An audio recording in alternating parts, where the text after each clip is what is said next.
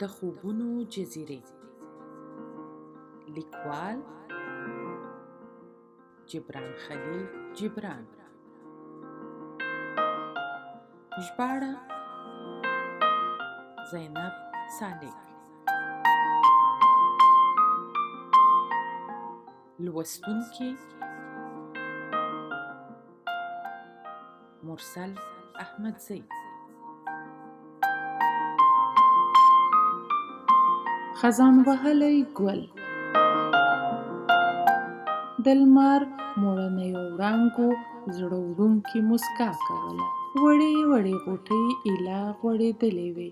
بوراګانو ورته د چمنوالو رویباري کوله او وړو وړو لولکیو پرې د خپل مینې باران وراوه. غونچې خوشحاله وې ځکه چې نه یې خزان پیژانده او نه د ښکاري له ګوتو خبرې وې. د سحر وږمو ورته زړه وړونکې نڅا کوله او د بلبل سندرو یې رنګ ته شوخي بښله. ټول چاپېرچل د خوښۍ او خندا ټاټوبی و، ځکه خو غونچې له غم ځنې بې پروا وې. خو په دې ټولي کې یو داسې ګل هم و چې د زمانې له لاسه یې ښکلی رنګ داغمن شوی و. ځیګر یې د غم خونه وه او ګلپاڼې یې ترمې ترمې وې. یوه ورځ وړاندې هغه د دې چمن ښکلی او شوخ ګل و. بوراګانې پرې په مینه څرخېدې او وړانګو یې پر ملګرتیا ویاړ کاوه. خو د شهدو مچۍ یې ترې د ژوند خواږه یوړل. وږمې یې خدای زده چیرې هجرت وکړ او سور سپین رنګ یې اوس په تورېدو و.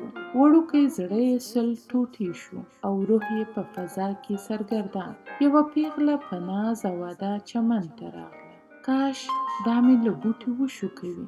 ګل په زړه کې آرزو وکړه. دا چې د ټول چمن د استوګنو د سترګو ازغی شم، ترې به ښه وي چې له ژونده سره په مخه ښه وکړم. پیغلې لاس ور وړاندې کړ. ګل په ډنډر له خوښۍ ځنې رپېدو شو. اوف، دا ولې؟ دا قلمي ګوتې خو نور ګلان شوکوي. د ګل غړۍ نوره هم کږه شوه. یو زړه سوری کوونکی اسویلی یې وکړ. پاتې ګلپاڼې هم توی شوې. ویې ویل ژوند مې بیکاره دی. د ځوانو ګلغوټیو په مجلس کې زه پرونی مړی څه کوم؟ وجود یې په رپېدو شو او د هوا یوه څپه یې ټولې پاڼې له ځان سره یوړې. دوه لارې یو مزل. څو پېړۍ وړاندې د لبنان په دره کې دوه فیلسوفان سره مخ شو. یوه له بل نه وپوښتل ته چیرې ځې؟ هغه ځواب ورکړ زه د ځوانۍ چینه لټوم او فکر کوم چې له همدې غرونو ځنې له کوم یوه څخه سرچینه اخلي. ما په پخوانیو کتابونو کې لوستي چې هغه لکه لمر ګل د لمر لور ته غوړېږي. لومړي ورته وویل خو زه د مرګ د راز د روښانه کولو په موخه راوتلی یم. دواړو انګېرله چې دویم له هغه حکمته بې برخې دی چې د ده په برخه شوی دی. پر یو بل یې د لوړتیا ښکارندویي کوله. دواړو د یوه بل لوړتیا او روحاني ژورتیا دروغ ګڼله. شخړه لاس او ګریوان ته ورسېده. خو په دې مهال کې یو کلیوال په دې لاره تېرېده. دا سړی په کلي کې په ساده او کم عقل مشهور و. کله یې چې دوه لوستي پوهان په شخړه او جګړه ولیدل نو خبرو ته یې غوږ شو. لږه شېبه ودرېده او د هغوی خبرې یې واورېدې. بیا راوړاندې شو او ورته یې وویل ملګرو، داسې ښکاري چې تاسو دواړه پوهان په یوه نظر یاستئ. دواړه د یو څیز په لټه یاستئ، سره له دې چې نومونه یې جلا دي. یو د ځوانۍ چینه لټوي او بل د مرګ په راز د پوهېدو هڅه کوي.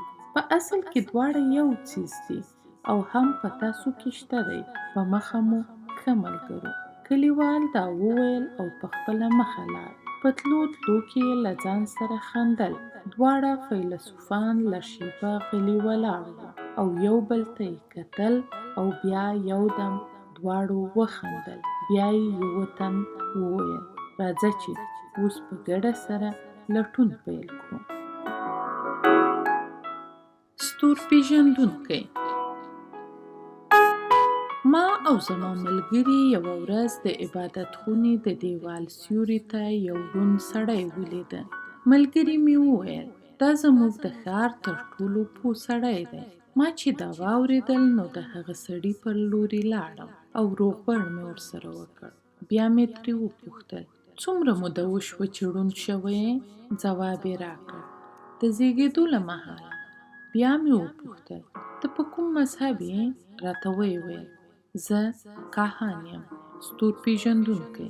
بیا یې پر سینه لاس کېښود او ویې ویل زه دا ټول فلکي اجرام، لمر، ستوري، سپوږمۍ او نور لیدلی شم. د وښو یو ډنډر. د وښو ډنډر خزان وهلې پاڼې ته وویل د غورځېدو پر وخت دا چیغې سورې ولې وهې؟ ستا غوغا زما دروند خوب خرابوي. پاڼه له غوسې سره شوه او ویې ویل بدذاته، پیړه، ته خو ټیټ ذاته یې. ته د سندرو په ارزښت څه پوهېږي؟ تا خو لوړه هوا لیدلې نه ده، نو په راګ او لۍ به څه پوه شي؟ خواره ډکې. بیا خزان وهلې پاڼه پر ځمکه پرېوته او چې بیا پسرلی راغی نو بیا یې سر راپورته کړ. خو اوس د واښه پر ډنډر اوښتې وه. خو چې بیا خزان سو او زیړې پاڼې به پرې راغورځېدې نو له ځانه سره به په بوږنېدو شو. اوف دا زیړې پاڼې څومره شور کوي، زه ترې هېڅ خوب نشم کولی. هوښیار سپی.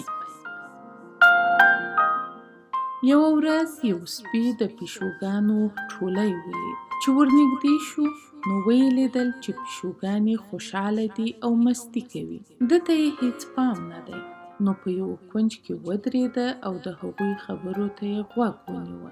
یوه چاغه او څوربه پیشو پاڅېده او پر ملګرو یې غږ وکړ خوږو خویندو، که تاسو د زړه له کومې دعا وکړئ نو خدای جل جلاله به یې قبوله کړي او په رښتیا سره به له اسمانه د موږکانو باران وشي.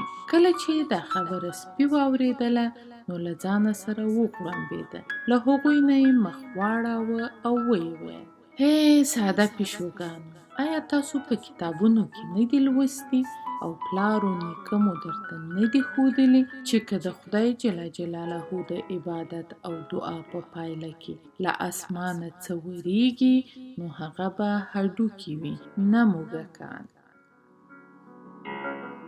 ګیدړ. یو ګیدړ یو سحر خپل سیوري ته وکتل او ویې ویل نن زه د سباناري لپاره یو اوښ ته اړتیا لرم. او د اوښ په لټه له سوري راووت. ډېر وګرځېد، لالهاند او سرګردان شو او چې اوښ یې ونه مونده او غرمه شوې هم وه نو خپل سیوري ته یې مخ واړاوه. اوس که موږک هم په ګوتو راشي نو ګوزاره به وکړو.